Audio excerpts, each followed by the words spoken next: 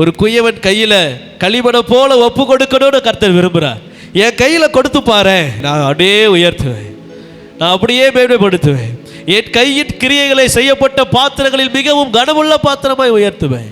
கெட்டு போவாயானால், உன் விருப்பத்துக்கு ஒப்பு கொடுப்பாயானால், உன் சித்தத்தின்படி செய்ய விரும்புவாயானால், காலிலே மிதிக்கப்படுவதற்கும் வெளியிலே கொட்டப்படுவதற்குமே அன்றி வேறு ஒன்றுக்கும் ஆண்டவர் ஒரு மரத்தை பார்த்து சபிக்கிறார்.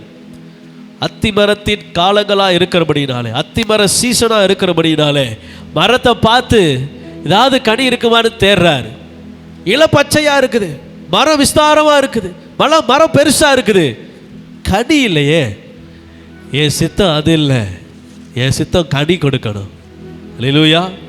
என் விருப்பம், என்னுடைய ஏக்கம், என் வாஞ்சை என்னன்னா நீ கனி கொடுக்கணும். அதுதான் என்னுடைய விருப்பம். ஆண்டவருக்குள்ளே பார்த்து சொல்லுகிறார், அவர் சித்தத்துக்கு ஒப்பு கொடுப்பீங்கன்னா நீங்க கனி தருகிற விருட்சமாய், கர்த்தர் கரத்திலே எடுத்து பயன்படுத்தப்படுகிற பாத்திரமாய், கர்த்தராலே நடத்தப்படுகிற பாத்திரமாய், உங்களை பார்க்கிறவர்கள் இவர் கர்த்தரை நடத்துகிறார் என்று சொல்லத்தக்கதான பாத்திரமாய் கர்த்தர் மாற்றுவார். அல்லேலூயா.